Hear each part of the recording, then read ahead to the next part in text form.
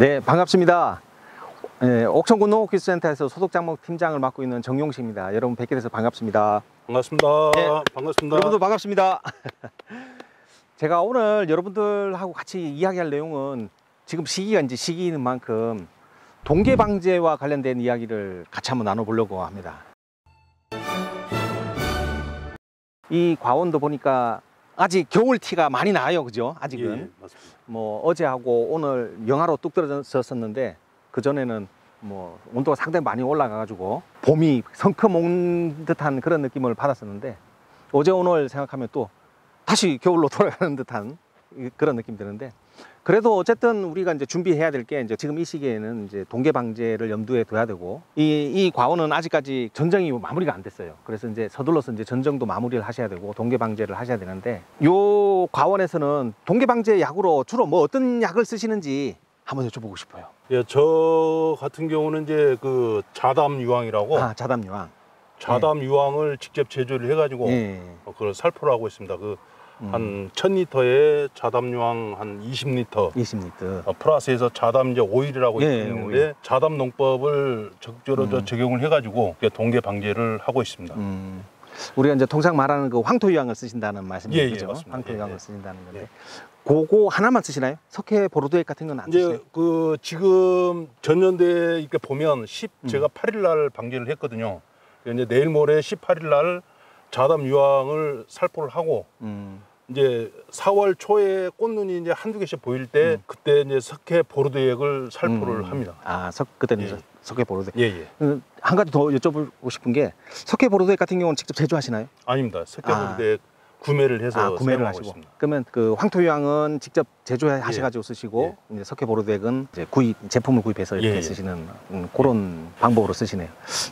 우리가 이제 통상적으로 보면 동계 방제약으로 이제 크게 이제 세 가지를 이야기할 수가 있어요. 기계유 유제라는 말하자면 이제 기름 소재예요. 그리고 또 이제 이 황, 그 다음에 석회 보로도액, 이렇게 우리가 이제 세 가지를 크게 이야기할 수 있는데, 잘 아시겠지만 우리 이제 그 햇가류, 특히 이제 복숭아 쪽에서는 기계유 유제를 사용하게 되면 수세가 이제 많이 떨어진다라고 해가지고 사용하는 걸 조금 이렇게, 사실 저희들도 조금 이렇게 추천은 그렇게 많이 안 드려요. 추천을 많이 안 드리는데, 지금 이 밭은 그래도 깨끗한 편이에요. 사실 지난해 깍지 때문에 고생 많이 안 하셨어요? 어떠세요? 네. 지금 요 밭은 그래, 제가 보기에 좀 우거진 듯한데도 깍지가 안 보여요. 제가 이제 쭉 둘러보니까 깍지가 안 보이는데, 뭐 그게는 뭐 여러 가지가 이유가 있겠죠. 우리 농장 사장님의 노하우가 있을 거예요. 깍지 방제에 가장 좋은 게 사실은 기계유 유제예요.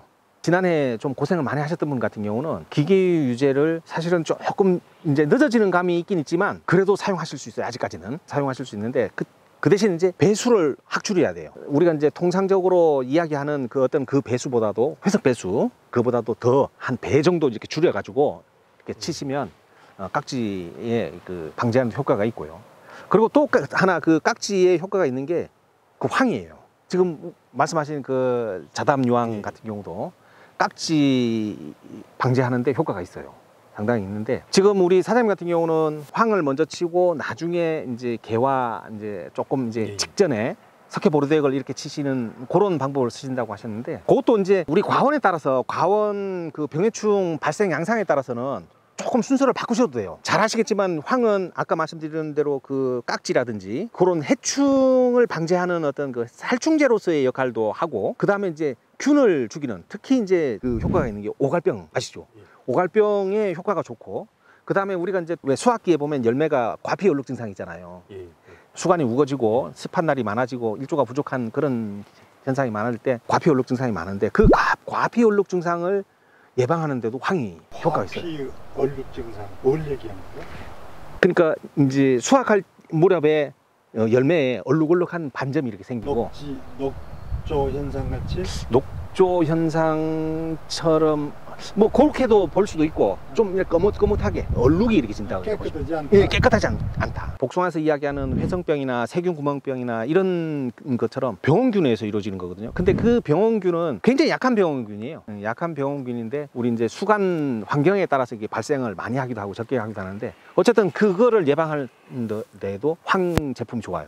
석회 유황합제가 됐든 황토 유황이 됐든 그게 효과가 있고, 석회 보로드액 같은 경우는 우리가 그 살충 효과는 없다고 봐야 돼요. 살충 효과는 없고 오로지 이제 살균제로서 이제 우리가 사용을 하는데, 특히 우리 이제 복숭아에서 제일 문제되는 그 세균구멍병 있잖아요. 일명 천공병. 그거에는 그 석회 보로드액만 한 게 없잖아요. 우리가 이제 그 석회 보로드액 같은 경우는 생육기 때는 또 못 치잖아요. 예. 석회 보로드액을 못 치는 그것 때문에 동계 방제에 좀 이제 꼼꼼하게 이렇게 잘 이렇게 방제를 하시면 세균구멍병도 많이 우리가 컨트롤할 수 있고, 그리고 또 이제 회성병 같은 경우도 우리가 많이 억제를 할 수가 있거든요. 그래서 우리 밭에 오갈병이 좀 많은 밭이다 하면, 꽃이 조금 이제 한두 개 필 무렵 고 이제 인근해서, 그때 우리 사장님처럼 석회 보로드액을 치는 게 아니라 이제 황을 치는 거예요. 석회 유황합제든 황토 유황이든 황을 치고, 그거보다 한 보름 전에 이제 석회 보로드액을 치는 거예요. 그런 식으로 순서를 이제 바꿔서 하면 또 나름 효과를 좀 볼 수가 있어요. 석회보로드액을 지금 쳤다는 얘기지. 예? 지금 먼저 제한다는 얘기 아니에요? 아, 그렇게 바꿔도 상관이 네, 바꿔도 상관없어요. 없습니까? 네, 바꾸셔도 괜찮아요. 그 대신 이제 꽃이 있는 상태에서는 우리가 이제 황을 칠 때는 보통 보면 봄의 비중기로 해가지고 5도 이상은 하지 말아 그러거든요. 반드시 이제 5도 미만으로, 지금처럼 이렇게 잎 전개가 전혀 안 되고 이런 상태에서는 그보다 조금 높아도, 농도가 좀 더 있어도 황을 치는데 뭐 문제는 없어요. 문제는 없는데, 그걸 한번 생각해 볼 필요가 있어요. 뭔가 하면 지금 시점에서는 보면 기왕에 이제 황이 살충 효과가 또 있다고 하니까, 지금 시점에서는 보면 이쪽에 해충이 있을까요, 없을까요? 우리 나무에 많이 있죠. 많이 있는데 우리 눈에 보이는 지점에는 없어요. 예. 근데 우리가 이제 약을 치잖아요, 황을 치잖아요. 그거는 대부분 다 우리가 눈에 보이는 지점이 이제 커버가 되는 거예요. 그러면 결국은 우리가 해충이 없는 데에다가 황을 치는 격이 되거든요. 근데 지금부터 한 꽃이 이쪽 지역은 거의 뭐 4월 초 정도면 피잖아요. 4월 한 3일 정도. 3, 4일 정도는 피잖아요. 그러면 우리가 이제 한 3월 한 말쯤에 한 25일에서 4월 한 1, 2일 사이에 황을 친다고 쳐봐요. 그때는 아마 진딧물도 보일걸요. 진딧물도 보이고 각종 진딧물은 보일 정도면 꽉 차 있다 절려 있다는 얘기 아니에요? 아니 그 말씀이 아니라, 지금은 우리가 눈으로 진딧물을 못 보잖아요. 그렇지. 지금 찾을래야 찾을 수가 없어요. 조피를 이렇게 들춰보면 그 안에 뭔가 있을지 모르지만, 근데 그런 데는 또 황을 쳐도 황이 안 묻는단 말이에요. 근데 제가 말씀드린 그 시점에서는 우리가 쉽게 그런 해충들을 찾아볼 수 있거든요. 그래서 그때 황을 치면 우리가 살충제 치는 거하고 똑같은 효과가 있잖아요, 그죠? 물론 이제 그때 이제 우리 사장님도 아마 석회 보로드액 할 때 거기에 섞을 수 있는 살충제 같이 쓰시죠, 그죠? 예. 그렇게 해서 하시는 방법도 있지만, 제가 말씀드린 대로 과원의 환경에 따라서 오갈병이 좀 문제가 되고 이런 밭 같은 경우는 황이 나중에 치는 게 좋은데, 그럴 때 순서를 좀 바꾸시는 게 괜찮다라는 그 말씀 드리고요. 또 하나, 우리가 이제 그 동계 방제에 있어서 제일 중요한 거는 뭔가 하면, 사실은 농도나 뭐 이런 것보다도 얼마나 꼼꼼하게 치느냐가 중요한 것 같아요.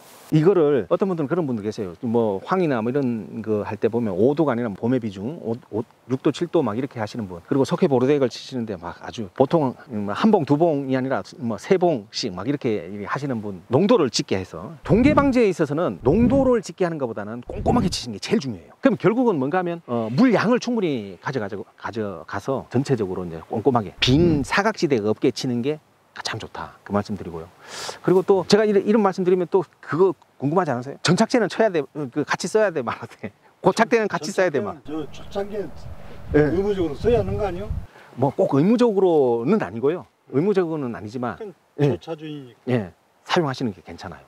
뭔가 하면 지금 최근에 뭐 전착제나 이런 그 기능성 전착제나 이런 그 고착제, 확산제 뭐 이런 거는 보면 우리가 이제 아까도 제가 이제 꼼꼼하게 치라고 말씀드렸지만, 우리가 꼼꼼하게 친다고 해도 그게 잘 안 묻는, 그런 확산이 잘 안 되는 그런 경우도 있거든요. 근데 이제 그런 걸 같이 했을 때는 이제 확산도 잘 되고 약효를 좀 더 높일 수 있는 그런 효과를 우리가 볼 수 있어요. 그래서 전착제나, 자담오일도 그렇죠. 자담오일 같은 전착 경우도 효과가 예, 전착 효과 있고 확산 있는 효과 거예요, 좋은 거예요. 그럼 괜찮죠. 같이 이렇게 하시면.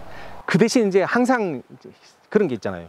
그것도 이제 너무 많이 하시면, 그것도 오일이에요, 오일. 카놀라 오일이잖아요, 그죠? 네, 카놀류 오일이라 가지고, 그것도 이제 물론 이제 식물성 오일이긴 하지만, 그것도 이제 짙어지면 우리가 기계 유제 치는 거하고 비슷하게 문제가 생길 수 있으니까, 너무 농도를 짙게 할 필요는 없지만 어쨌든 같이 이렇게 하시는 것도 괜찮다, 그 말씀 드리고요.